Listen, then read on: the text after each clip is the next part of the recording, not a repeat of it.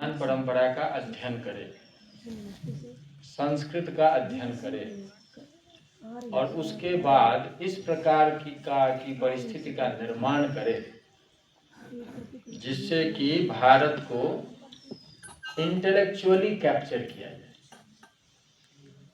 क्योंकि मिलिट्रीली हमने कैप्चर कर लिया है, लेकिन भारत जैसे देश को जब तक हम बौद्धिक रूप से उसको वश में नहीं लेंगे तब तक भारत पर बहुत दिनों तक शासन नहीं कर सकते।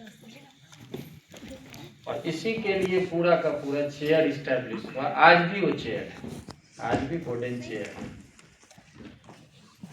तो ये जो कल्पना थी और उसके बाद था कि केवल इंटेलेक्चुअली भारत को नहीं नियंत्रण में लाना है, भारत को क्रिश्चियन देश बनाना है, ये उनके विल में लिखा है। और इसी के आधार पर आप देखेंगे कि वहाँ H.H. विल्सन आए उस चेयर पे, मोनियर विलियम आए। मोनियर विलियम का संस्कृत इंग्लिश डिक्शनरी बहुत प्रसिद्ध है, पूरे देश में प्रसिद्ध है, संस्कृत के बच्चे तो जानते ही हैं उसको। लेकिन आप उसकी भूमिका जब पढ़ेंगे तो उस भूमिका में उन्होंने लिखा कि मैं ये डिक्शनरी इसलिए नहीं बना रहा हूँ कि जो मुझे संस्कृत ज्ञान को फैलाना है, मैं इसलिए बना रहा हूँ क्योंकि मुझे क्रिश्चियन को प्रचारित करना है, क्रिश्चियनिटी को प्रचारित करना है। तो ये जो पृष्ठभूमि है, इसके बाद ही मैकॉले आए हैं और मैकॉले ने पूरे भारत की ज्ञान परंपरा का सर्वेक्षण किया और उसके बाद पार्लियामेंट में 1835 में आया। अभी 15-20 दिन पहले प्रधानमंत्री जी ने इस बात को कही है कि 1835 में ये मैकॉले ने प्रस्ताव लाया था और अभी 2025 है, तो अभी 10 वर्ष है। हमें 2035 तक मैकॉलियन सोच को हटाना है। मैकॉलियन सोच को क्यों हटाना है? इसलिए हटाना है क्योंकि जैसे आपने कहा कि उन्होंने उस समय के लाखों गुरुकुल का जो शिक्षा व्यवस्था थी उसका स्टडी किया और उसके बाद उन्होंने देखा कि इसका अल्टरनेटिव शिक्षा व्यवस्था जब तक हम नहीं लाएंगे तब तक भारत पर नियंत्रण नहीं हो सकता। और इसी के कारण मैकॉले ने ये प्रपोजल दिया और उसका जो असली सूत्रधार था वो था अलेक्जेंडर डफ। अलेक्जेंडर डफ ने वो सारे सिलेबस बनाए, जो करिकुलम अभी हम कहते हैं, सारा सिलेबस बनाया और सिलेबस का इस तरह से स्ट्रक्चर बनाया कि विश्वविद्यालय जो है उसमें केवल पाश्चात्य शिक्षा दी जाए और पाश्चात्य शिक्षा इस रूप में दी जाए कि भारत की किसी भी ज्ञान परंपरा को इनवैलिड प्रूव किया जाए और यूरोप का जो व्यक्ति और उसके द्वारा प्रशिक्षित जो व्यक्ति आएगा वही ऑथेंटिक माना जाएगा। भारत का कितना भी बड़ा विद्वान हो और कितनी भी बड़ी ज्ञान परंपरा का वो वाहक हो, उसको प्रामाणिक नहीं माना जाएगा।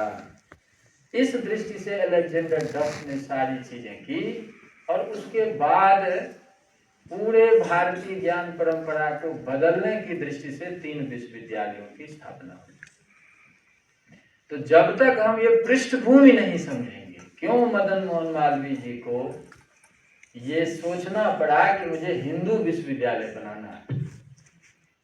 हिंदू विश्वविद्यालय इसलिए बनाना था क्योंकि वो उस सब षड्यंत्र को जानते थे और जानने के बाद उनके मन में आया कि जो विश्वविद्यालय का स्वरूप विकसित हो रहा है उसमें एक ऐसा विश्वविद्यालय बनाना अत्यावश्यक है जिस विश्वविद्यालय में भारतीय दृष्टि को लाया जाए। हमारा जो हजारों हजार साल का जो ज्ञान है, जीवन का दर्शन है, उससे हमारे युवक परिचित हों, उससे हमारे लोग जुड़ें और उसके आधार पर चरित्र निर्माण करें, उसके आधार पर मानवता को दिशा प्रदान करें, उसके आधार पर प्रकृति को देखें, जीवन के सभी पक्षों को देखें। तो ये जो विषय है, इस विषय को बहुत सीरियसली हमें लेना चाहिए। हिंदू शब्द क्यों आया और हिंदू शब्द है क्या? हम अलग अलग बात करते रहते हैं, हिंदू ये है, हिंदू विदेशियों ने दिया। मैं 2 मिनट इस पर प्रकाश डालना चाहता हूँ क्योंकि हमने उनकी भावना को ध्यान में रख के पहली बार MA इन हिंदू स्टडीज BHU से शुरू किया। ये तय हुआ कि MA इन हिंदू स्टडीज शुरू किया जाए और वो BHU से शुरू किया।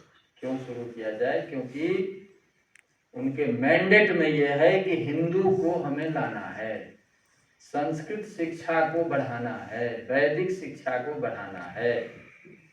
अभी कुछ अलग होता जा रहा है, लेकिन मालवीय जी के चिंतन में मूल है कि संस्कृत विद्या की परंपरा रहे यहाँ, थोड़ा बहुत अभी भी है और एक सांस्कृतिक वातावरण है, उनके तप का प्रभाव है। लेकिन संस्कृत विद्या या वैदिक विद्या क्यों लाया जाए?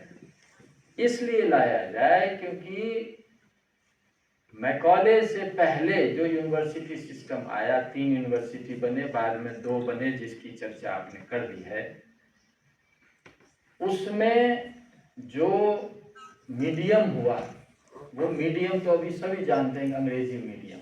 और अंग्रेजी मीडियम में हम सारी विषय को पढ़ते हैं, लेकिन भारत की अपनी कौन भाषा है? हजारों हजार साल से जो भारत की शिक्षा प्रणाली रही है, टीचिंग और रिसर्च की लैंग्वेज रही है, वो कौन लैंग्वेज रही? वो संस्कृत भाषा रही है। इसीलिए नालंदा विश्वविद्यालय था, तक्षशिला विश्वविद्यालय था, उस सबका मीडियम ऑफ टीचिंग और रिसर्च संस्कृत था। तो इसीलिए इतने गुरुकुल, इतने विश्वविद्यालय, वो एक तरह से नालंदा विश्वविद्यालय को मॉडल के रूप में लाना चाहते थे मालवीय जी, और उसको एक दूसरा नालंदा के रूप में काशी में लाना चाहते थे। तो संस्कृत विद्या हम यदि जानते हैं तो भारत की विद्या को जानते हैं।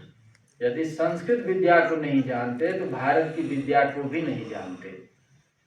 इसलिए नहीं जानते क्योंकि अंग्रेजी विद्या का एक अपना दृष्टिकोण है जीवन का, हजारों हजार साल का उनका अपना चिंतन है, जो सेमेटिक व्यू हम कहते हैं, वो चिंतन है। और वह चिंतन कई दृष्टि से, भारतीय दृष्टि से बिल्कुल विपरीत है।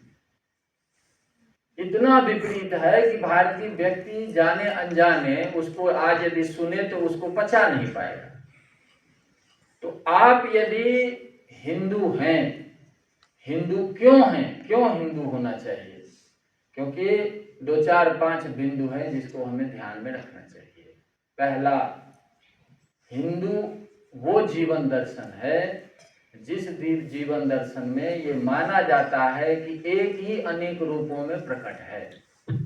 मालवीय जी के पूरे शिक्षा दर्शन में ये आपको सब जगह मिलेगा कि कण कण में ईश्वर विद्यमान है, कण कण में ईश्वर विद्यमान है। इस दृष्टि से आपके जीवन का ज्ञान होना चाहिए। हम जीव जंतु पेड़ पौधे सभी में उस एक तत्व को देखें, ये हिंदू जीवन दृष्टि का पहला रूप है। एक ही बिंदु पे मैं थोड़ा उनसे असहमत हूं, इतने बड़े आदमी हैं, असहमत होना भी धृष्टता है, लेकिन इसलिए एक बिंदु पे असहमति है और महात्मा गांधी से भी असहमति है कि वो कहते हैं कि जो ईश्वर है वही अल्लाह है, जो ईश्वर है वही गॉड है। एक ही तत्व के अनेक नाम हैं, एक ही तत्व के अनेक नाम हैं, लेकिन हिंदू का जो जीवन है, दर्शन है, वेद का जो दर्शन है, उसका जो अर्थ ईश्वर का है वह अर्थ अल्लाह का नहीं है, वह अर्थ गॉड का नहीं है। इसलिए नहीं है कि जैसे अभी उनका जीवन दर्शन है मालवीय जी का कि कण कण में ईश्वर विद्यमान है, इसी दृष्टि से हमें जानना चाहिए। आज आधुनिक विज्ञान इसको लगभग सिद्ध कर चुका है। लेकिन जब हम अल्लाह ईश्वर के अल्लाह गॉड कहते हैं तो वो इस सृष्टि से बाहर मानते हैं उसको। जो अल्लाह है, अल्लाह इस सृष्टि में विद्यमान नहीं है, गॉड इस सृष्टि में विद्यमान नहीं हो तो 7वें आसमान पे होते हैं। 7वें आसमान पे जो होता है उसका सृष्टि से कोई लेना देना नहीं। इसीलिए आप देखेंगे कि हाथ उठा के लोग बोलते हैं कि जो हाय अल्लाह या जो भी कहते हैं। क्यों? क्योंकि वो जब आप कोई काम करते हैं तो आपको ऊपर जाना होगा, अब ऊपर जा करके फिर जजमेंट डे होता है, उस डेट में आपको सामने प्रस्तुत होना पड़ेगा। और यदि आपने उसके कमांडमेंट को फॉलो किया है तो गॉड आपसे खुश होगा, यदि नहीं किया है तो गॉड नाराज होगा, और जब नाराज होगा तो वो आपको हेल भेजेगा। यदि गॉड के कमांड को आपने माना है तो हेवन भेजेगा, ये उनका क्लियर कट कॉन्सेप्ट है। तो यदि हम ईश्वर को अल्लाह या ईश्वर कहने लगे तब तो फिर हम तो टेबल में भी ईश्वर को मानते हैं, कुर्सी में ईश्वर को मानते हैं, नदी पर्वत चींटी जीव जंतु सब में मानते हैं। तो ये दोनों जो है ये एक साथ संभव नहीं है। इसीलिए जब हम कहते हैं हिंदू जीवन दर्शन, इसका मतलब कण कण में वो ईश्वर विद्यमान है, तो सभी हमारे हैं, क्योंकि सब में ईश्वर है, इसीलिए सबको हम अपना मानते हैं। क्योंकि जैसे एक ही माता पिता के जो सारे संतति है तो वो सभी आपस में संबद्ध है, नेचुरली संबद्ध है।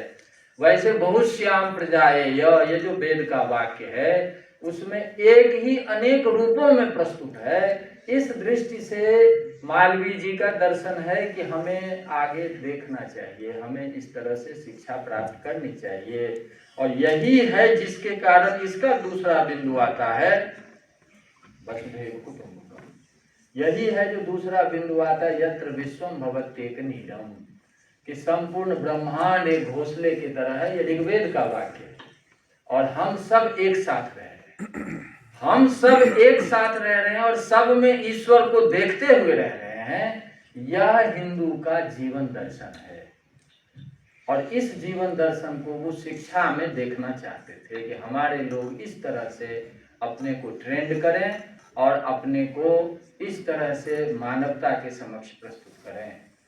यदि ऐसा है तभी हमारे यहाँ दर्शन में उन्होंने देखा कि सर्वे भवन्तु सुखिनः, सर्वे भवन्तु सुखिनः, सर्वे सन्तु निरामया, सर्वे भद्राणि पश्यन्तु मां कश्चित् दुःख भाग् भवेत्। ये केवल हिंदू दर्शन है, दुनिया में दूसरे का दर्शन नहीं है ये। जब तक जितना स्पष्ट हम जितने जल्दी हो जाए उतनी जल्दी हमें समझ में आ जाए बात। दूसरी जगह ब्रैकेटिंग है, आप इस कमांडमेंट को मानते हैं तो आप ये हैं, नहीं तो आप बाहर हैं, अब बाहर हैं तो फिर शत्रु हैं। हम किसी को शत्रु नहीं मानते। हमारा तो अभी ये सबका एक वाक्य है, हमारा शांति पाठ होता है सर्वे भवन्तु सुखिनः सर्वे सन्तु निरामया। और इसका एग्जाम्पल है कि हम कोरोना के समय में 100 से अधिक देशों को हमने फ्री वैक्सीन भेजा है। भारत ही देश है जिसकी आर्थिक स्थिति कमजोर होने पर भी हमने वैक्सीन भेजा है फ्री। अमेरिका यूरोप जैसे देश जो अपने को विकसित कहते हैं वो वैक्सीन को बचा के रखे थे, अपने लिए छुपा के रखे थे। तो ये केवल वैक्सीन भेजना नहीं है, ये हिंदू जीवन दृष्टि है कि जब भी कोई दुखी हो तो हमें साथ में खड़ा होना चाहिए। अभी आप देख रहे हैं ना, टर्की में भूकंप आया तो भी राहत सामग्री गई, कोई जगह कोई चीज विषमता आती है तो सामग्री जाती है। तो ये आज की चीज नहीं है, ये भारत की सनातन दृष्टि है जो हमारे अंदर विद्यमान है, स्वाभाविक रूप से विद्यमान है। और कोई यदि दुखी है और हम यदि उसके दुख में थोड़ा बहुत भी हाथ बटाते हैं तो हमें अंदर से प्रसन्नता होती है कि ये ठीक हुआ। कोरोना के समय में प्रधानमंत्री जी ने वन हेल्थ सिस्टम को भी डिक्लेयर किया था कि बहुत सारे देश हैं जो न वैक्सीन बना पाते, न वैक्सीन खरीद सकते, लेकिन कभी भी ऐसी प्राकृतिक आपदा आती है तो फिर उनकी रक्षा कैसे हो। इसीलिए एक सिस्टम, जब one earth one family one future, तो फिर there should be one health system. और ये भारत का इनिशिएटिव है जो जिसके कारण भारत ने इसको लीड लिया है। तो ये जो दर्शन है, ये मालवीय जी चाहते थे कि संस्कृत परंपरा में जितनी ज्ञान की धारा है वो ज्ञान की धारा से हमारे लोग परिचित हों, और परिचित होते हुए तभी वो वैश्विक व्यक्तित्व का निर्माण कर सकते हैं। वैश्विक व्यक्तित्व का निर्माण दूसरे में नहीं संभव है, नहीं संभव इसलिए क्योंकि ब्रैकेटिंग है। आज देख रहे हैं ना डोनाल्ड ट्रंप का, वैश्विक नहीं हो सकता, वो तो डोमिनेशन की थियरी, पूरा सेमेटिक जो अंडरस्टैंडिंग है वो डोमिनेशन की थियरी है, क्योंकि मैन सेंट्रिक यूनिवर्स है उनका, सब कुछ मनुष्य केंद्रित दर्शन है उनका। कि प्रकृति या जीवन का जो कुछ है वो मनुष्य के लिए है, उसमें भी पुरुष के लिए है। हमारा वो केंद्र, हमारा नेचर सेंट्रिक सिस्टम कि सब कुछ प्रकृति आधारित जीवन है। प्रकृति आधारित जीवन है, इसका मतलब प्रकृति के द्वारा जो भी प्रस्तुत है वो सब हमारे परिवार का सदस्य है। इसीलिए वो लीगल टर्म हो या दूसरी व्यवस्था हो शिक्षा की, सब में भारत की दृष्टि ये है। तो ये जो man centric versus nature centric, जब तक आप वैदिक ज्ञान परंपरा नहीं समझेंगे, जब तक आप संस्कृत शिक्षा को नहीं समझेंगे, तब तक आप इस दृष्टि से युक्त नहीं हो सकते। और जब दृष्टि से युक्त नहीं हो सकते तो फिर आप मानवता की कैसे हो सकते। मालवीय जी का ये जो व्यक्तित्व है कि त्यागपूर्ण जीवन, बड़ा लक्ष्य, मानवता का कल्याण और विश्वविद्यालय में ज्ञान का केंद्र बनाना। जैसे आपने कहा ना कि महात्मा गांधी जी ने कहा, तब भी उन्होंने कहा कि हम पढ़ाई लिखाई नहीं रोकेंगे, हम और चीज करेंगे लेकिन हम इसमें कॉम्प्रोमाइज नहीं करेंगे। क्यों नहीं करेंगे? क्योंकि भारत शुरू से ही ज्ञान केंद्रित देश रहा है। ये तो हमने थोड़ी सी गुलामी के समय में सारी चीजें तितर बितर हो गई, नहीं तो वेद जो है उसका अर्थ ही ज्ञान होता है। वेद का मूल अर्थ ज्ञान है। तो भारत अपने आरंभ से लेकर ज्ञान केंद्रित देश रहा है। भारत में भा शब्द का अर्थ भी प्रकाश या ज्ञान होता है। प्रकाश या ज्ञान में रत रहने वाला समाज ही भारत है। मूल स्वरूप भारत का ये है। इसीलिए ये जो चिंतन है कि ज्ञान में आप अधिष्ठित हों और ज्ञान से ही जीवन में प्रकाश आता है। न ही ज्ञान सदृशम पवित्र में विद्यते। भगवान कृष्ण गीता में कहते हैं कि ज्ञान से पवित्र कोई वस्तु जगत में नहीं। आप एक डस्ट से उठ के आप दुनिया के किसी भी ऊंचाई पे जा सकते हैं। ये ज्ञान की महिमा है। इसीलिए ज्ञान मुख्य केंद्र में रहे। और वो ज्ञान कैसा ज्ञान हो? ज्ञान तो दो तरह का है। एक ज्ञान है कि हम पावर एक्वायर करें, हम दुनिया की सारी संपत्ति को एक्वायर करें और उसके आधार पर दूसरे पर डोमिनेशन करें, हम दूसरे पे आधिपत्य जमाएं। जो पूरा वेस्टर्न का माइंड सेट अभी आपको दिखेगा कि किसी भी देश पर हम आक्रमण कर सकते हैं। वो कोई भी काम करेगा तो हम निर्णय करेंगे कि क्या ठीक है क्या गलत है। हम अपने 100 गलत काम करेंगे, वो सब ठीक होगा। दूसरा जो करेगा तो हमारे हिसाब से करेगा।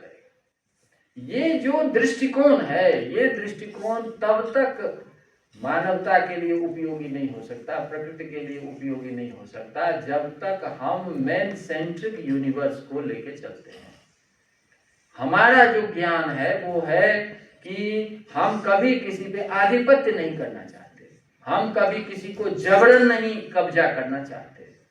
हमारे ज्ञान से, हमारे चिंतन से कोई प्रभावित है तो वेलकम है, लेकिन जबरन हम किसी को लोभ दे करके, जबरन हम शक्ति का प्रयोग करके हम उसको अपने ये बनने पे विवश कर दें, ये हमारी दृष्टि नहीं है।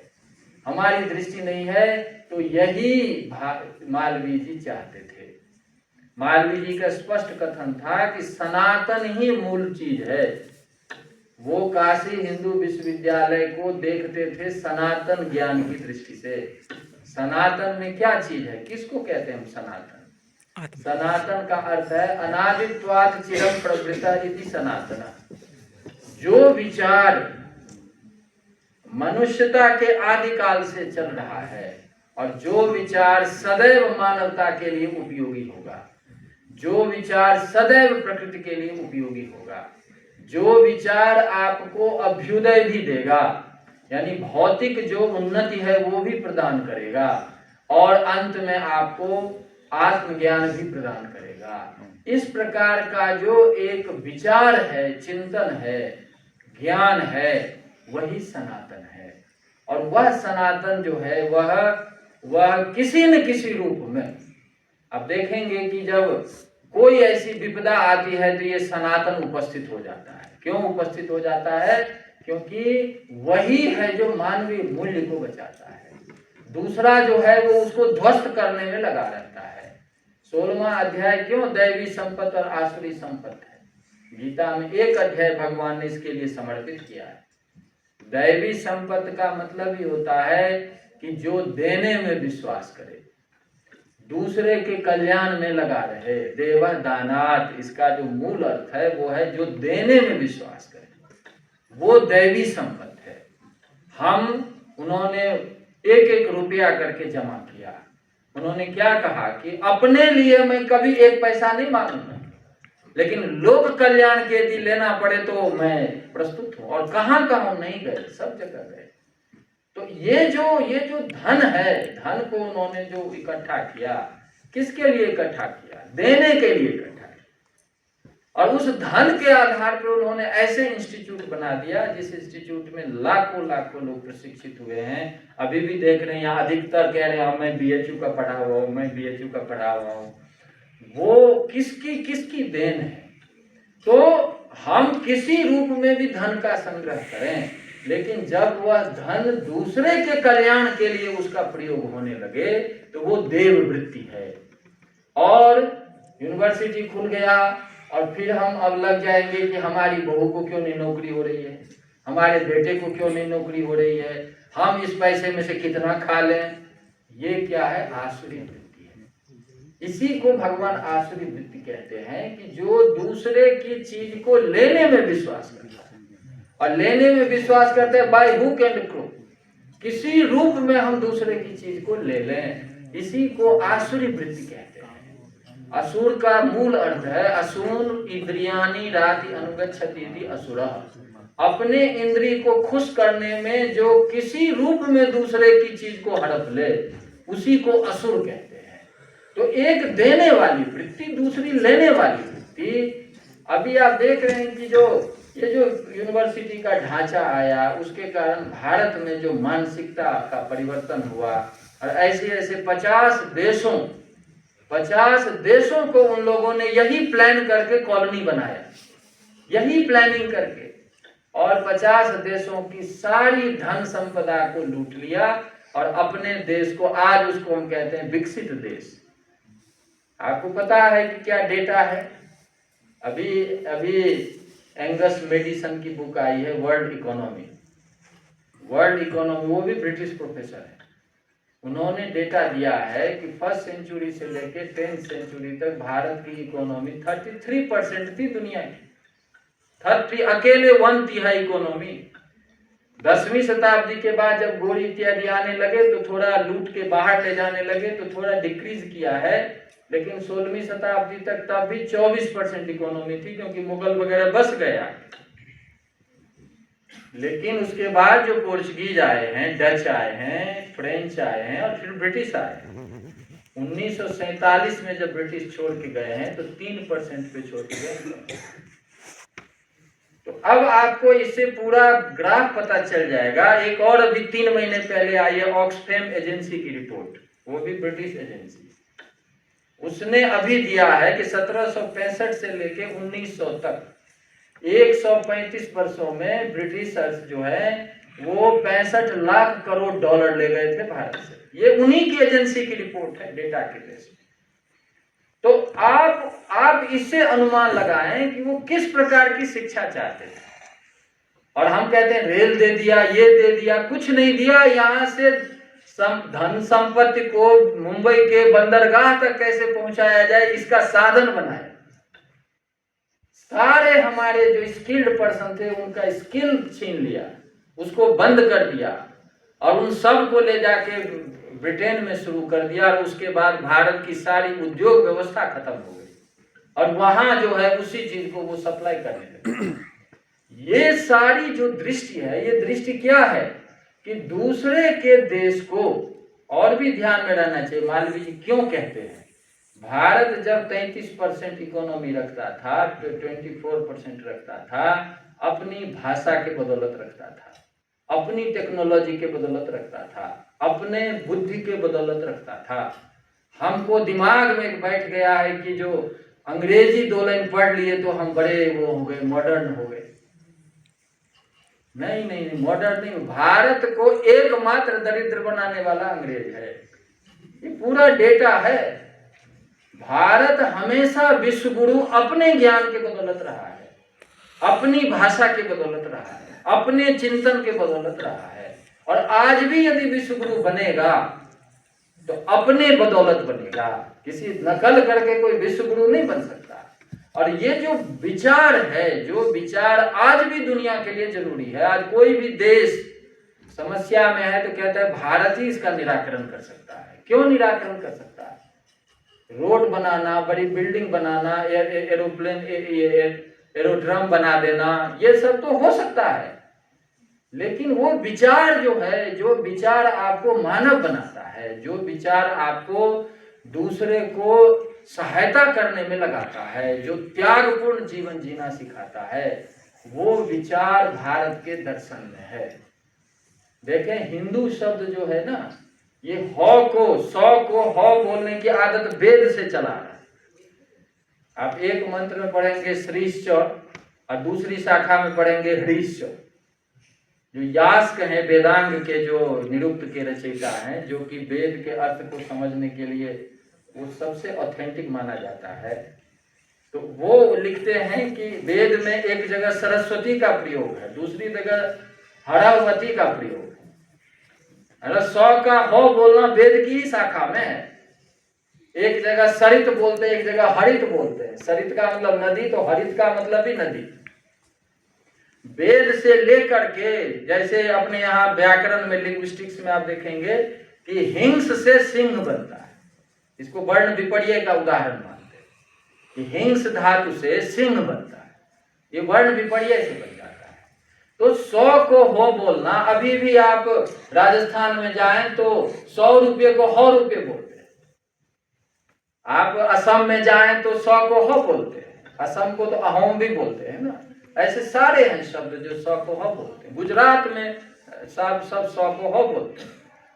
तो राजस्थान में तो कहा जाता है कि जो आशीर्वादम न गृहणीयात और मरुस्थल निवासी नाम और शतायुरिपि वक्तव्य हतायुरिपि कथ्यते, कि कभी भी राजस्थान में कभी भी आशीर्वाद नहीं लेना चाहिए, क्योंकि वो शतायु बोलेगा तो मुंह से हतायु निकल गया। वो बोल रहा है वही लिखेगा वही 100, लेकिन मुंह से निकलेगा हो। 100 को हो बोलने की परंपरा भारत के आरंभ से रही है। इसीलिए सिंधु से हिंदू बनना ये शुरू से अपने यहाँ पूरी परंपरा है। और पुराण में आके इसीलिए सिंधुस्तान से हिंदुस्तान इत्यादि जो है वो डिफाइंड हो गया। हाँ, जो डेरियस वन थे, जो उस समय ईरान के राजा थे, लगभग 6th सेंचुरी BC में, वो भी जब हम देखते हैं जो पत्र उनका मिला है शिलालेख, उस शिलालेख में भी वो हिंदवत शब्द का प्रयोग करते हैं। जो सिंधु के इस पार के जो लोग हैं वो हिंदवत शब्द का प्रयोग करते हैं। तो वो भी 100 को हो बोले हैं, लेकिन हमारी पूरी परंपरा में 100 को हो बोलते रहे हैं। ये जो 100 का हो बोलना और सिंधु स्थान से हिंदुस्तान होना, या सप्त सिंधु से हप्त हिंदू, ये भी सारे शब्द आपको मिलेंगे। तो इस आधार पर वेद के संपूर्ण दर्शन को आप हिंदू का दर्शन कहें। और हिंदू के दर्शन में बस 2-4 केवल पॉइंट में बता रहा हूं कि ये चीज जो है जब होता है तो उसको हम हिंदू कहते हैं। तो एक से अनेक होना, ये जीवन दर्शन है। एक से अनेक होने में, अनेक में उस एकत्व को स्वीकार करना, ये हमारा हिंदू चिंतन है। जब एक में अनेक का स्वीकार करना, तो वेद का दर्शन क्या है कि जो एक ही तत्व का आधा रूप स्त्री है, आधा रूप पुरुष है। दिक्कत क्या हो गई है कि मैकॉलन एजुकेशन के बाद इन चीजों को हम पढ़ाते नहीं, जो समाज के लिए उपयोगी है। और जो समाज को विभेद पैदा करने वाले हैं, उस सारे कैरिकुलम में लगे। हमारे JNU में तो एक सेंटर ही है कि जो है study for conflict study, centre for conflict study. अब कॉन्फ्लिक्ट क्रिएट करना है, भाई बहन में लड़ाना कैसे, पति पत्नी में लड़ाना कैसे, इसके लिए पूरा सिस्टम बनाया है उसने। क्योंकि वहां न तो परिवार की कभी व्यवस्था बनी, न समाज की व्यवस्था बनी। आप ये विडंबना समझिए कि जिस देश का मूल स्वरूप ही परिवार है, जिस देश का मूल स्वरूप ही समाज है, उसकी सोशल थियरी पढ़ाता है वो व्यक्ति सब जिसका न परिवार बना न समाज बना। और हमारे सारे विश्वविद्यालय में इसकी पढ़ाई हो रही है। तो वेबर बनाएगा जो सोशल का जो थॉट का जनक है, ठीक है। कॉम्टे को हम कहते हैं कि ये जनक है, और कॉम्टे वेबर को क्या पता परिवार किसको कहते हैं, समाज किसको कहते हैं। तो प्लान करके कि आपको वो सारी चीजें जो है हम आपको ट्रेंड करेंगे जिसमें आप अपनी ज्ञान परंपरा से अलग हट जाए, और इस ज्ञान परंपरा में इतना अपने को लीन कर लें कि आप बैठे बैठे परिवार को तोड़ने में लगे हुए हैं, समाज को तोड़ने में लगे हुए हैं, और आपस में ही लड़ाई लड़ रहे हैं। ये सब मैकॉले की चिट्ठी में भी है। इस सदस्य के इस गिरोह के एक सदस्य मैक्स मुलर भी थे। मैक्स मुलर का हम इसका भाव देते हैं कि मैक्स मुलर ने ये किया। मैक्स मुलर ने तो सारा रिकॉर्ड पे लिखा हुआ है कि भारत को हमें असली टाइम आ गया है कि इसको क्रिश्चियन बना देना है। ये सारे चीज, और उसके बाद जो हर्बर्ट रिस्ले है, उसका आप नाम सुने होंगे जो लोग होंगे सोशियोलॉजी सबके। हर्बर्ट रिस्ले को अपॉइंट किया गया कि जो पोर्चुगीज टर्म है कास्टा, पोर्चुगीज टर्म कास्टा है। जब पुर्तगाल के लोग सब जगह जा रहे थे तो उनका विवाह सब जगह से हो रहा था कि पुरुष पुर्तगाल का तो स्त्री कहीं और की, स्त्री कहीं पुर्तगाल की तो पुरुष कहीं और का। इसके आधार पर 16 उनका डिवीजन हुआ। तो रेशियल बेस पे उन्होंने इसके लिए कास्टा शब्द का प्रयोग किया, ये फर्स्ट ग्रेड का, ये सेकंड ग्रेड का, ये थर्ड ग्रेड का। इस आधार पे हर्बर्ट रिस्ले को अपॉइंट किया गया कि भारत में जो जाति और वर्ण व्यवस्था है उसको कास्ट में बदल दिया जाए। और 1901 का जो पूरा सेंसस है भारत का, वो हर्बर्ट रिस्ले की अध्यक्षता में हुई है। और तब से जो कास्ट आया, बताइए कहाँ पोर्चुगीज टर्म कास्ट।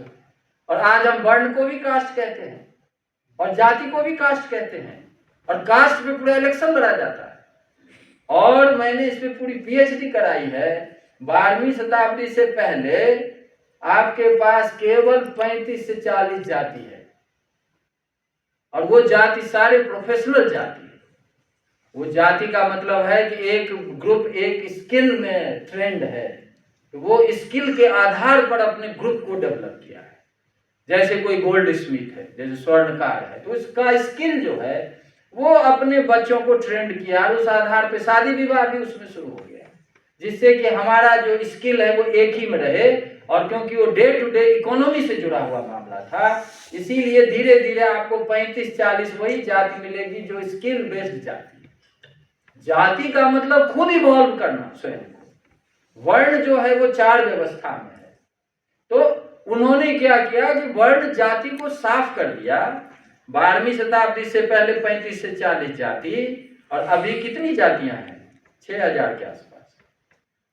तो 12वीं शताब्दी में गोरी जो है वो पहली बार जब पृथ्वीराज चौहान को हराया है, उसके बाद से लेकर और 1947 अभी का जो है वो 6000 जातियां।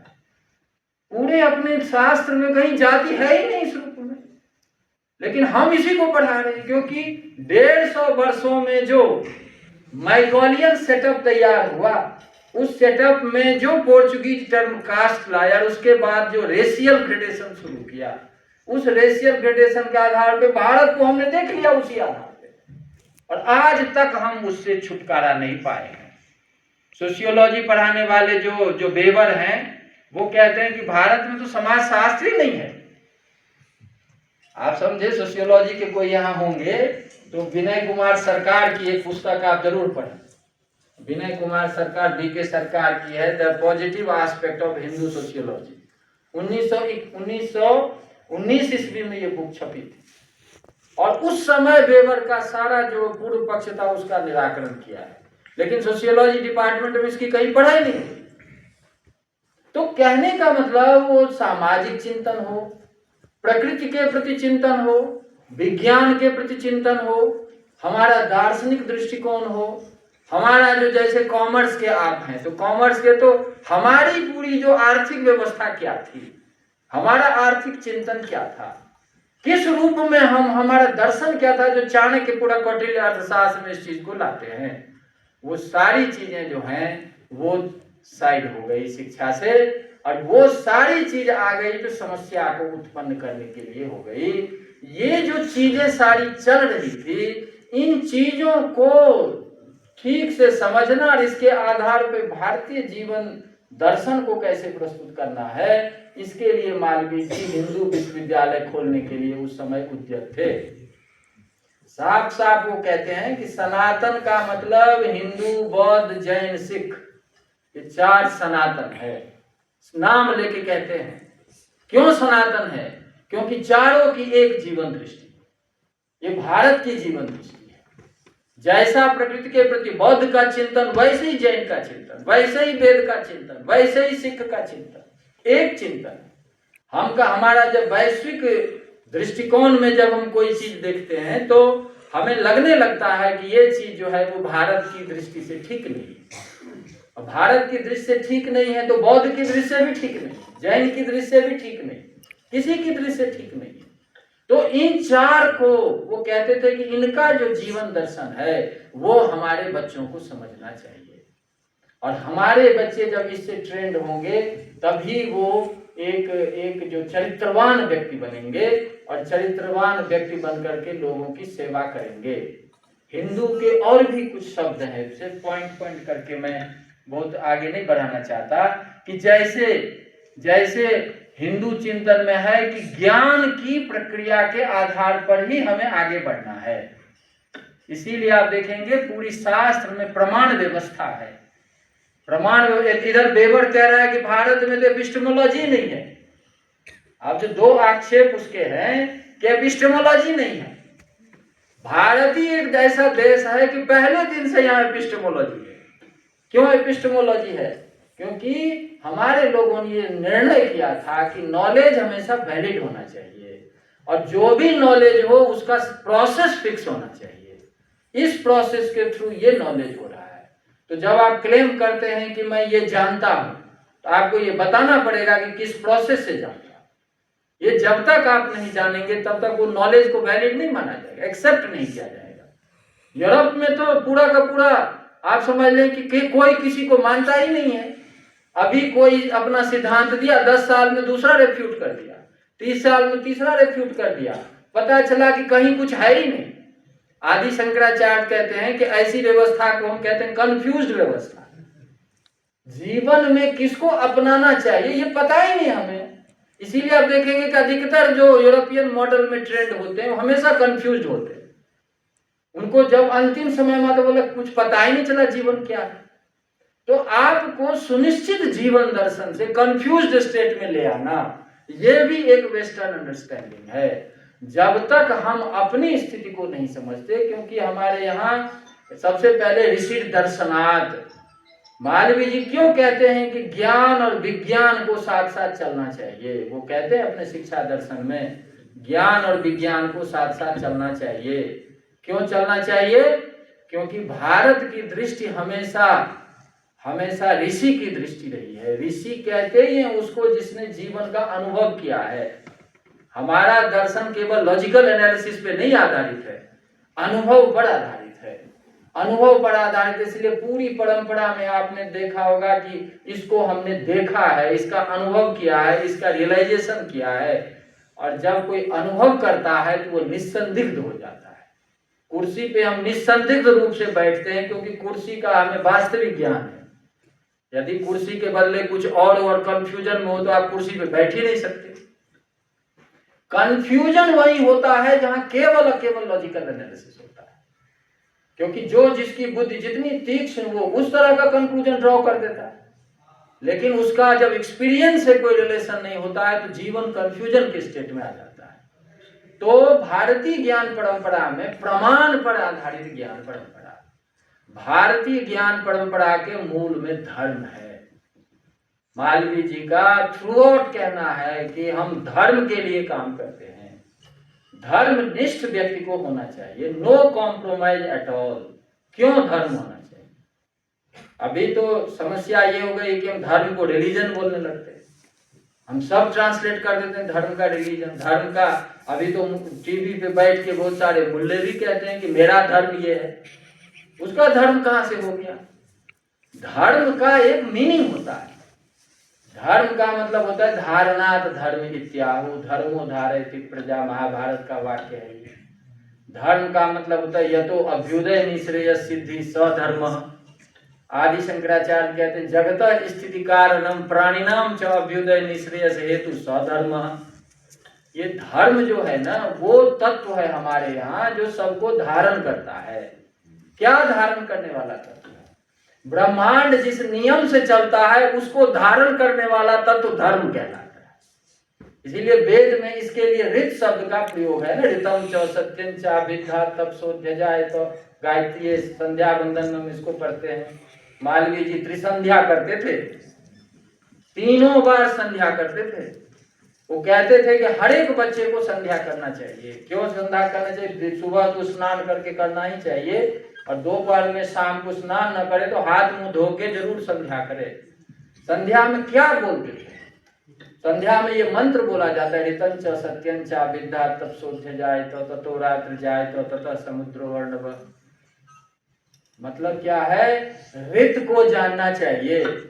ऋत क्या है? Law of cosmic order. ब्रह्मांड जिस नियम से चलता है उसको ऋत कहते हैं। वही ऋत जो है दूसरा शब्द बन गया धर्म। धर्म का मतलब जो धारण करता है उसको धर्म कहते हैं।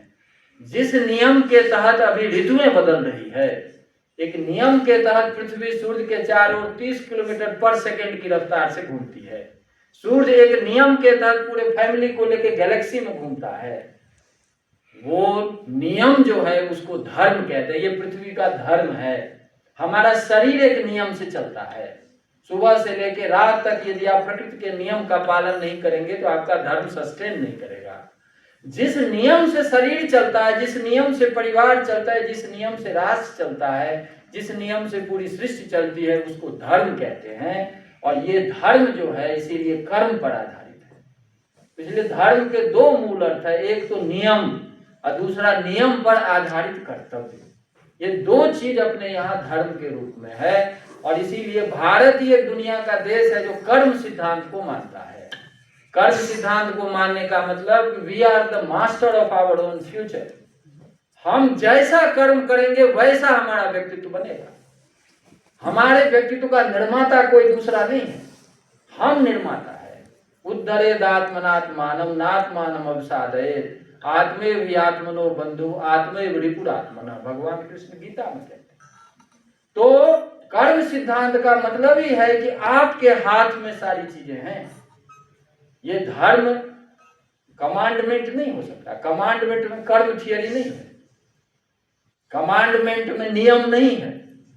ये करना है तो करना है। स्वामी दयानंद सरस्वती जो है ना, जो आर्ष विद्या गुरुकुलम के, वो बहुत अच्छा उदाहरण देते हैं। कहते हैं कि आपका नाम, मेरा बोले मेरा नाम दयानंद है। अब मैं जब जाऊंगा, जब मृत्यु मेरी होगी तो मैं 7वें आसमान पे जाऊंगा, तो गॉड का जजमेंट डे होगा, तो मुझे प्रस्तुत होना पड़ेगा उसके सामने। तो गॉड पूछेगा कि व्हाट इज योर नेम, तो मैं बोलूंगा दयानंद। तो बोलेगा गो टू हेल। बोला क्यों? तो बोले तुम्हारा नाम क्यों दयानंद है, तो तुम्हें नरक ही जाना पड़ेगा। हम क्या करेंगे? वो लिखते हैं कि हम क्या करेंगे, हम नरक जाएंगे और नरक जाके वहीं ज्ञान देना शुरू करेंगे।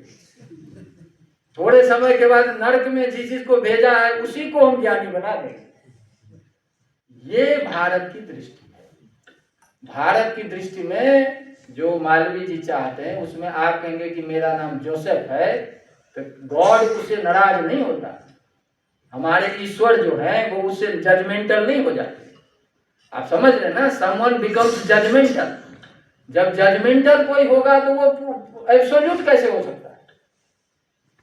आप मेरे काम से करेंगे तो मैं सुखी हूं, नहीं तो मैं दुखी हूं, तो फिर तो मनुष्य भी वही होता है।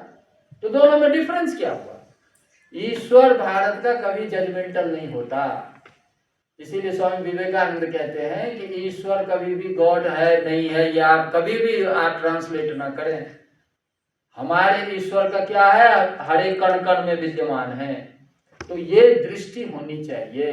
तो धर्म की बात जो होती है, धर्म वो नियम है, नियम पर आधारित कर्तव्य है।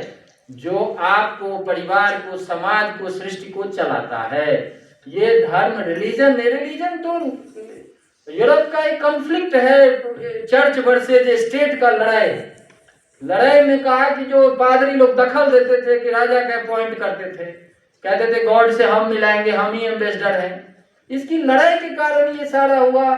उसका क्या धर्म से लेना देना है? हमारे यहाँ तो धर्म का मतलब यतो धर्मस्ततो जयः, ये सुप्रीम कोर्ट के ऊपर लिखा हुआ है कि where law prevails there justice prevails. जहां कानून का राज है, नियम का राज है, वहीं पे आपको विजय प्राप्त होगी, वहीं पे आप सुखी रहेंगे। धर्मो रक्षति रक्षितः, जहां नियम रक्षित है वहां आप भी रक्षित हैं। देख रहे हैं ना, जब द्रौपदी का चीरहरण हो रहा है तो क्या हो रहा है उस समय पार्लियामेंट में? पार्लियामेंट समझ लीजिए जहां उसको प्रेसिडेंट बैठा हुआ है, जहां सारे मिनिस्टर बैठे हुए हैं, उस समय में एक स्त्री का अपमान हो रहा है और सब चुपचाप बैठे हुए हैं। ये that is the state of lawlessness. जब एक फर्स्ट लेडी का राज्यसभा में इस प्रकार का अपमान हो रहा है, सारे लोग बैठे हुए हैं। अपने यहाँ कहीं होता है ना कि कई दुर्घटना घटती रहती है, अधिकारी लोग देखते रहते हैं। ये लॉलेसनेस का स्टेट है, ये अधर्म है। भगवान कृष्ण इसीलिए कहते हैं धर्म संस्थापनार्थाय संभवामि युगे युगे। जब किसी राज्य में, किसी जगह पे कानून जो है उसका स्वरूप खत्म हो जाता है, लोग जो मर्जी होती है वो करने लगते हैं, तो समाज दुखी होने लगता है। जब समाज दुखी होता है तो फिर नियम को स्थापित करना हमारा कर्तव्य है। नान अवाप्तम अवाप्तव्यम वर्त एव च कर्मणि। मुझे कुछ नहीं चाहिए, लेकिन मुझे धर्म की स्थापना करनी है। जब द्रौपदी जी वेल एजुकेटेड, ये उनका स्ट्रेचर, उनका जब हाल होता, ये होता, तो समाज में और स्त्रियों का क्या हाल होता होगा। इसीलिए कहते हैं कि अर्जुन को क्या कहते हैं, you have to establish the law of the land.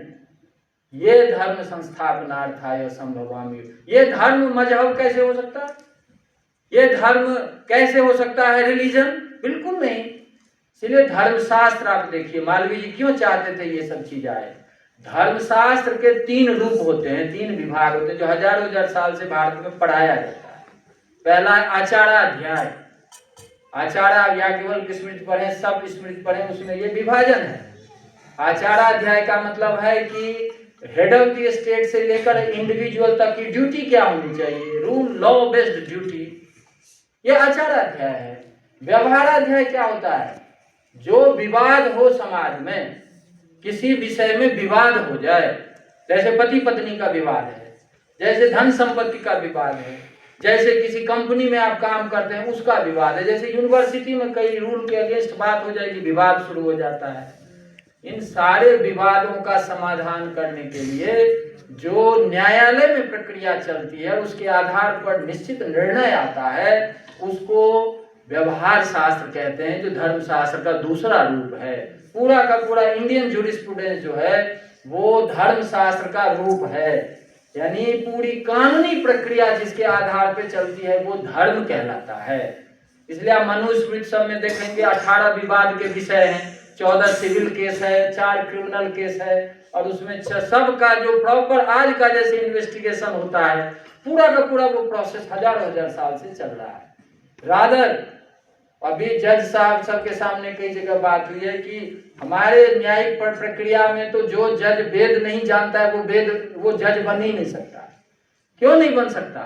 क्योंकि इन मूल्यों को, जो वैश्विक मूल्य है, उन मूल्यों को से जो जानकार नहीं है वो न्याय देने में सक्षम नहीं हो सकता।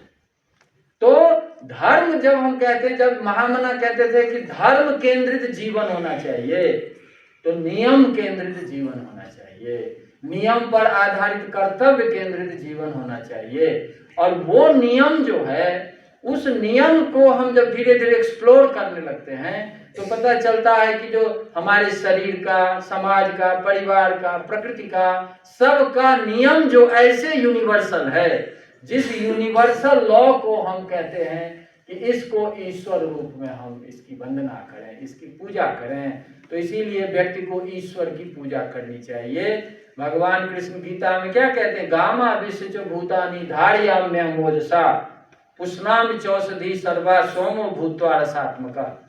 कहते हैं पृथ्वी की जो शक्ति है, पृथ्वी की जो गुरुत्वाकर्षण शक्ति है, गुरुत्वाकर्षण शक्ति को आदि शंकराचार्य भाष्य में व्याख्या करते हैं कि 70% यानी जिसमें जल की इतनी अधिकता हो, कोई भी चीज में इतना जल की मात्रा हो और आप और चीज दे दीजिए तो वो टिक नहीं पाएगा।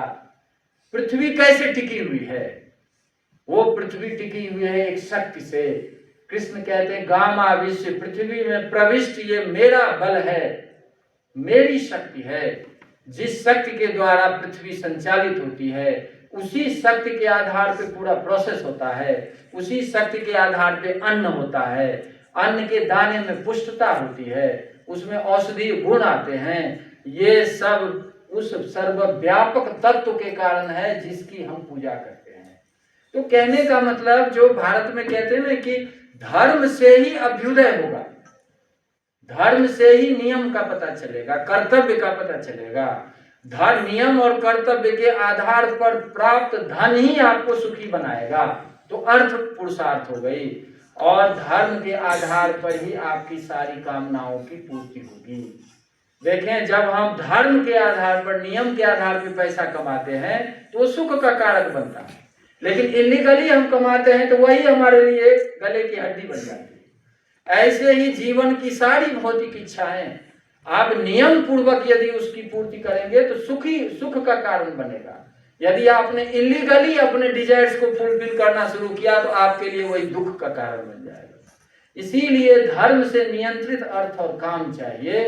ये जब धर्म के आधार पे करते हैं तो आपको अभ्युदय प्राप्त होता है, आपको जीवन में धन संपत्ति सभी इच्छाओं की पूर्ति होती है। और जब आप धर्म के विरुद्ध जाते हैं तो सब कुछ बिगड़ जाता है और समाज में एक तरह से एनार्की का स्टेट आ जाता है, जीवन में एनार्की का स्टेट आ जाता है। हाँ, अभ्युदय हमारा पुरुषार्थ है, लेकिन अभ्युदय में जो कुछ भी प्राप्त करते हैं वो परिवर्तनशील है, वो एक न एक दिन बदलेगा। कितना भी धन कमाएं, कितना भी शरीर पे आप च्यवनप्राश खाते रहें, तो एक न एक दिन वो शरीर परिवर्तित होगा। तो अभ्युदय का जो स्वरूप है वो परिवर्तनशील है। परिवर्तनशीलता जहां भी है वहां यदि ज्ञान ना हो तो दुख है। इसीलिए आपको मोक्ष की तरफ भी अग्रसर होना चाहिए। मोक्ष का मतलब वो सर्वव्यापक सत्ता जो कण कण में विद्यमान रहते हुए जो अपरिवर्तनशील है, जो ईशावास्यमिदं सर्वम, ईशावास्य उपनिषद का पहला मंत्र है। कण कण में वो व्याप्त है। कुर्सी बदलेगा लेकिन कुर्सी में व्याप्त जो वो ट्रुथ है वो नहीं बदलेगा, जिसके आधार पर कुर्सी टिका हुआ है। तो उसको जानना, मूल रूप से उस चैतन्य तत्व को जानना, शुद्ध चेतन तत्व को जानना जो कण कण में व्याप्त है, इसी को अपने यहाँ मोक्ष शास्त्र या निःश्रेय शास्त्र कहते हैं। तो मेटेरियल डेवलपमेंट अभ्युदय है और स्टडी ऑफ कॉन्शियसनेस मोक्ष शास्त्र है। इन दोनों का जो समागम होता है, दोनों का जब संतुलित जीवन में ज्ञान होता है, तब आप धन धान्य से भी संपन्न होते हैं और धन धान्य से संपन्न होने पर भी अनासक्त होते हैं। मालवीय जी का जीवन इसका उदाहरण है कि कभी धन उनको प्रभावित नहीं कर पाया। धन का मतलब लोक कल्याण। हम सबका जीवन शिक्षा से ऐसे युक्त हो, आप धर्म पूर्वक जितना भी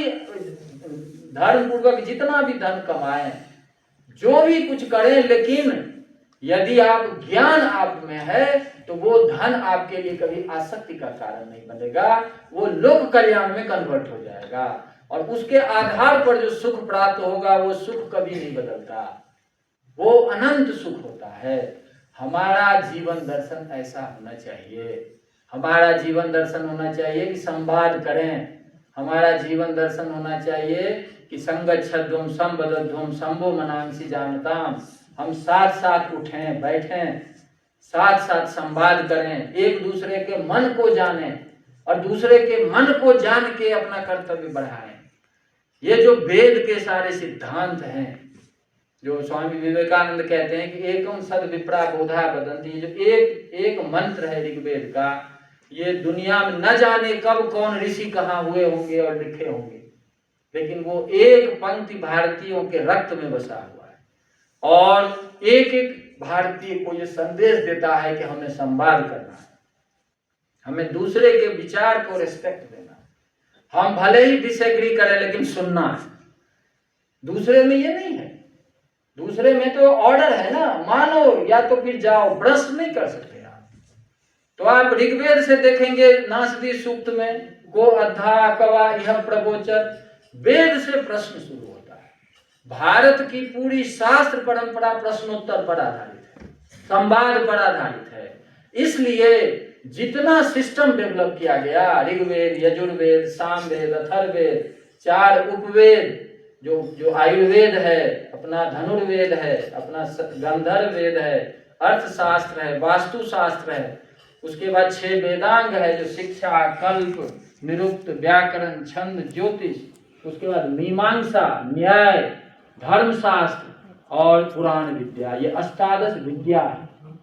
ये वेद का ज्ञान है कि कैसे यूनिवर्सल थॉट में आप रहें और कैसे उस थॉट को प्रोटेक्ट करें। आप देख रहे हैं ना अपने यहाँ पंचाग्नि विद्या है, यानी पंच जो महायज्ञ है ना, स्वामी मालवीय जी हमेशा कहते थे कि पंच महायज्ञ में सबको रहना चाहिए। पंच महायज्ञ क्या है?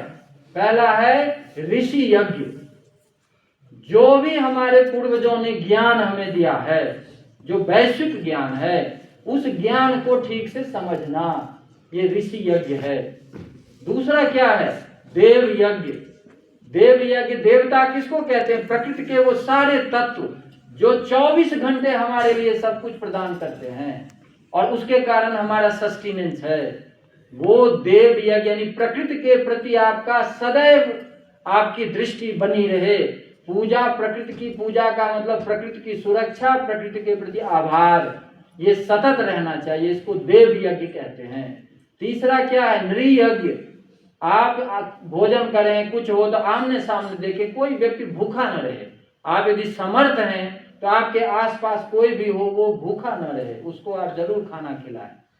उसके बाद क्या है? नृ यज्ञ के बाद उसका भूत यज्ञ। भूत यज्ञ का मतलब पेड़ है, पौधे है, बिल्ली है, कुत्ते है, कोई भी जीव जंतु है, आप सब उसको जरूर उसका केयर करें। और एक यज्ञ क्या है? पितृयज्ञ। पितृयज्ञ के जिस माता पिता के कारण हमारा एग्जिस्टेंस है, हमारे दादा दादी के कारण एग्जिस्टेंस है, हमारे परदादा परदादी के कारण एग्जिस्टेंस है, उसके प्रति ऑब्लाइज्ड रहें। ये 5 के प्रति प्रत्येक दिन हमारे बच्चों को इसका ध्यान रखना चाहिए। ये पंच महायज्ञ है। तो पंच महायज्ञ का मतलब इंडिविजुअल से लेके कॉस्मोस तक, नेचर तक, सबका केयर करना, सबका सब कुछ ध्यान में रखना। इस प्रकार का जीवन जो है, हमें जो वैदिक ज्ञान है और पूरी जो भारतीय ज्ञान परंपरा, यही चीज आपको बौद्ध में मिलेगी, यही जैन में मिलेगी, यही गुरु नानक देव जी कहते हैं, यही रविदास जी कहते हैं। और दूसरी बात, जो वेद की परंपरा है, वो वेद की परंपरा केवल संस्कृत की परंपरा नहीं है, वेद के ज्ञान की परंपरा ही संत की परंपरा है। संत उससे अलग कुछ नहीं बोलते। संत ज्ञानेश्वर बोलते हैं कि मराठी में मैं वेद लिख रहा हूं। एक बार रविदास जी को सिकंदर लोधी ने अरेस्ट कर लिया, वो तो कन्वर्ट करते थे जबरदस्ती, वो तो सारे दस्तावेज में उपलब्ध है सब कुछ। तो बोले कि तुम कन्वर्ट हो जाए। उनके कई राजा शिष्य थे, मेवाड़ की जो मीराबाई जो शिष्या थी उनकी, बड़े इन्फ्लुएंशियल थे रविदास जी। तो उनको सिकंदर लोधी ने अरेस्ट कर लिया। वो बोले नहीं, किसी हालत में मैं कन्वर्ट नहीं होऊंगा। और उनके वाक्य हमें सुनना चाहिए। कहते सत्य सनातन वेद है, ज्ञान धर्म मर्याद, जो नहीं जाने वेद को वृथा करे बकवाद। वेद वाक्य उत्तम धर्म, निर्मल बाका ज्ञान, यह सच्चा मत छोड़कर क्यों मैं पढ़ूं कुरान।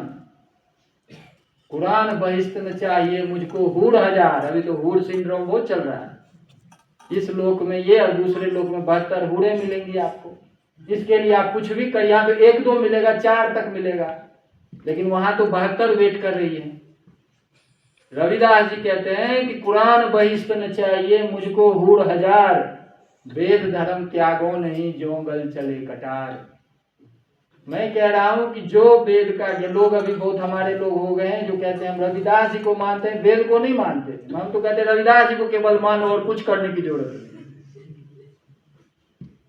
तो जितने संत अपने हुए हैं, नॉर्थ से लेके साउथ तक, ईस्ट से लेके वेस्ट तक, शंकर देव जी असम हो, या तुकाराम महाराज संत ज्ञानेश्वर महाराष्ट्र के हों, या काशी के कबीर तुलसी सब हों, या रविदास जी हों, या जो मध्य प्रदेश के हों या आंध्र प्रदेश के हों, एक ही भाषा बोलते हैं, एक ही भाषा बोलेंगे, अपनी अपनी भाषा में उसी ज्ञान को वो प्रवाहित करते हैं। इसीलिए वो जो सनातन मूल्य है, जो हिंदू जीवन दर्शन है, उसी दर्शन को समाज में लाना है, उसी दर्शन के आधार पे अपने व्यक्तित्व का निर्माण करना है, उसी दर्शन के आधार पे हमारे युवक युवतियां जो हैं वो शिक्षित हों, और शिक्षित हो के स्वयं भी सुखी रहें और समाज को, राष्ट्र को सुखी बनाने हेतु तो हमेशा अग्रसर रहें।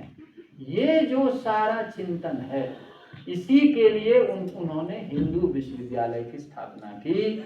और जो अंग्रेजों की साजिश थी कि हमें इस यूरोपियन नॉलेज से हमें भारत को बदल देना है, इसीलिए वो बार बार कहते हैं कि काशी हिंदू विश्वविद्यालय में, ये हिंदू विश्वविद्यालय बना ही है संस्कृत ज्ञान परंपरा को समझने के लिए, वेद की परंपरा को समझने के लिए। और उसके साथ, क्योंकि वेद में ही ऋषि कहते हैं आनो भद्राकृत वो यंतु विश्वतः, दुनिया की जितनी अच्छी चीजें हैं, दुनिया के जितने अच्छे विचार हैं, उसको हमें ग्रहण करना चाहिए। इसीलिए साइंस हो, टेक्नोलॉजी हो, दुनिया में कोई ऐसा विचार हो जो मानवता के लिए उपयोगी है, जो किसी के लिए भी उपयोगी है, उस विचार को हमें लेना चाहिए। और क्योंकि वेद का दर्शन है, हिंदू का दर्शन है कि मूल तत्व एक है, लेकिन उसकी अभिव्यक्ति जो जगत है वो परिवर्तनशील है। जब परिवर्तनशील है तो सृष्टि की दृष्टि से विचार भी परिवर्तनशील।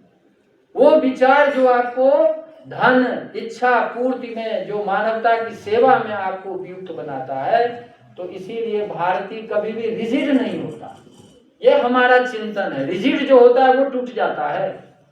हम मूल तत्व को एक मानते हैं, लेकिन जो भी नए नए विचार आ रहे हैं, नए नए परिवर्तन आ रहे हैं, उसको हम लेने के लिए सदैव तत्पर रहते हैं। तो ये जो उनका मूल दर्शन है कि आप संपूर्ण ज्ञान को जानें, आप विज्ञान परक ज्ञान जानें, विज्ञान परक ज्ञान। मैं लास्ट 1 मिनट में समाप्त कर रहा हूं कि भगवान कृष्ण गीता में क्या कहते हैं, अर्जुन को बार बार कहते हैं, ज्ञानम ते हम सभी ज्ञान मिदम बख्शाम्य शेषतः, मैं तुम्हें विज्ञान सहित ज्ञान बताता हूं। ज्ञानम तेहम और ज्ञानम विज्ञान सहितम यज्ञात्वा मोक्ष से शुभा। ज्ञान और विज्ञान से जो जुड़ता है एक साथ, उसी के जीवन से अशुभ दूर होता है। आदि शंकराचार्य इस पर भाष्य करते हैं कि क्या है ज्ञान और विज्ञान। वो कहते हैं शास्त्राचार्यादि पदार्थानाम अवबोध ज्ञानम। हम जब अपने प्रोफेसर से अपने पढ़ के लिख के जब हमारे अंदर एक सैद्धांतिक चीज विकसित होती है, उसको ज्ञान कहते हैं। तदनुभव विज्ञानम। जब उसको जीवन में अप्लाई करते हैं, जब आनुभविक स्तर पर ले जाते हैं, तो वो विज्ञान हो जाता है। कोई भी सिद्धांत अनुभव के धरातल पे कसा जाना चाहिए। इसीलिए भारतीय ज्ञान कभी भी ब्लाइंड फेथ नहीं करने वाला। हम बिलीफ सिस्टम नहीं मानते। अभी हमारे बहुत सारे प्रोफेसर बोलते हैं ये बिलीफ सिस्टम है। बिलीफ सिस्टम तो कल्पना है, हम ये मानते हैं। भारतीय ज्ञान में कोई मानने का कोई स्कोप नहीं है। यदि मानते हैं तो आपको सिद्ध करना पड़ेगा कि ये ठीक है, नहीं तो इनवैलिड है। ये जो दृष्टिकोण है विज्ञान सहित ज्ञान, ये मालवीय जी का मूल उद्देश्य था कि हमारा जो विश्वविद्यालय हो उसमें सैद्धांतिक दृष्टि से हमें सनातन जीवन दर्शन को जानना चाहिए ठीक से, और उसका प्रयोग जीवन में होना चाहिए। इसीलिए उन्होंने जीवन भर वेद के ज्ञान के उस एक एक चीज को जीवन में अप्लाई किया है और उसका व्यावहारिक प्रयोग किया है। और व्यावहारिक प्रयोग करते हुए आज जो हमारे सामने जिस रूप में है काशी हिंदू विश्वविद्यालय, वो अपने आप में एक मॉडल है। हमको इन सब चीज को समझना चाहिए और महामना के त्यागपूर्ण जीवन, वैदुष्यपूर्ण जीवन, आपने उनकी स्टोरी बताई। हम अंग्रेजी भाषा से हम कभी नहीं नफरत करते, हम किसी भाषा से नफरत नहीं करते, हम उस सोच से नफरत करते हैं जो दूसरे को डोमिनेट करता है। उस सोच से जब करते हैं नफरत जो दूसरे की संपत्ति को हड़प लेता है, जो दूसरे को अपने अनुसार जबरदस्ती बनाना चाहता है। ये प्रधानमंत्री जी ने कहा कि हमें 2035 तक ये सोच बदलनी है। इन सबको ध्यान में रखते हुए ही आईपीएस शुरू किया गया है। आईपीएस का मतलब ही है कि 150-200 वर्षों में जो आपने वेस्टर्न मॉडल में सब विषयों को जाना है, तो अब भारतीय दृष्टिकोण भी आपको जानना चाहिए। यही इंडियन नॉलेज सिस्टम है। देश में लगभग 14 लाख शिक्षक हैं, कॉलेज यूनिवर्सिटी को लगा के मिला के। हमारे 13.5 लाख टीचर जो हैं केवल वेस्टर्न जानते हैं, भारतीय ज्ञान की शब्दावली भी पता नहीं उनको।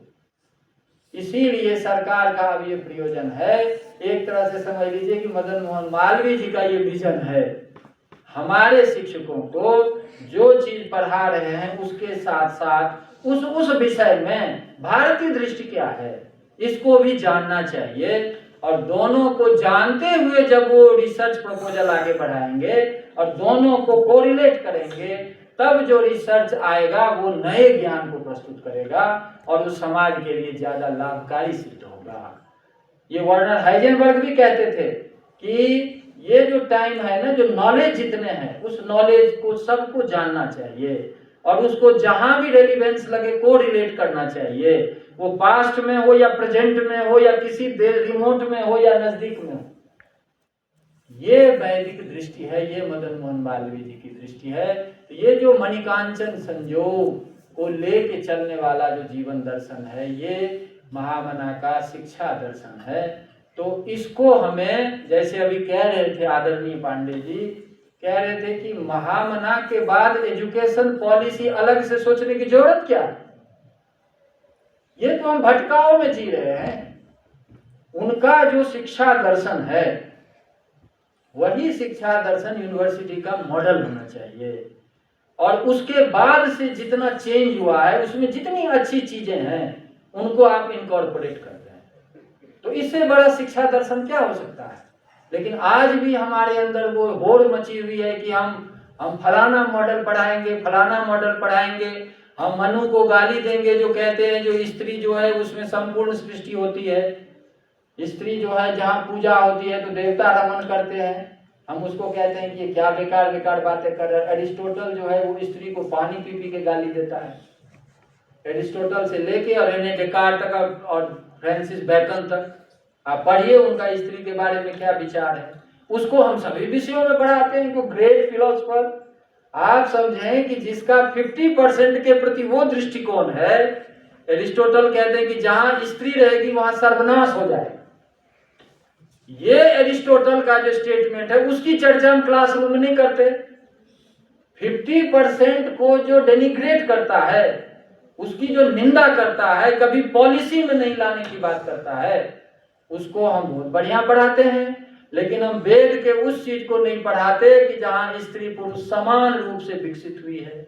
वेद में जितना ऋषि उतनी ऋषिका, जितना पुरुष का कंट्रीब्यूशन उतना स्त्री ऋषि का कंट्रीब्यूशन। उसी परंपरा में मैत्रेयी गार्गी, उसी परंपरा में एक सेंचुरी नहीं है जहां पे स्त्रियों ने अपना रोल नहीं दिखाया है, प्ले नहीं किया है।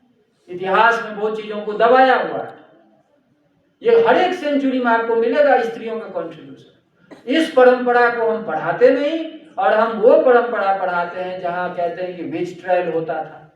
फ्रांसिस बेकन के समय में विच ट्रायल होता था। आप उनका ये जो सेंटेंस सुनेंगे तो रोआ खड़ा हो जाएगा आपका। ऐसा ऐसा भद्दा अटॉर्नी जनरल थे वो ब्रिटिश किंग के। अटॉर्नी जनरल का ये पोजीशन। इन चीजों को ध्यान में रखते हुए मालवीय जी चाहते थे कि हिंदू विश्वविद्यालय बने और भारतीय जीवन दर्शन को हमारे लोग बच्चे समझे, उसके आधार पर अनुभवात्मक सैद्धांतिक सब प्रकार का ज्ञान हमें प्राप्त हो और फिर स्वयं सुखी रहें और समाज को सबको सुखी बनाएं, मानवता की सेवा करें। तो ये एक बहुत हमारे यहाँ आज जो इस सेंचुरीज में जो 100-200 साल में जो महामना जी का जो जीवन दर्शन है वो जो हम ऋषि परंपरा जिसको हम कहते थे ना, वो ऋषि परंपरा का जीवन है ये।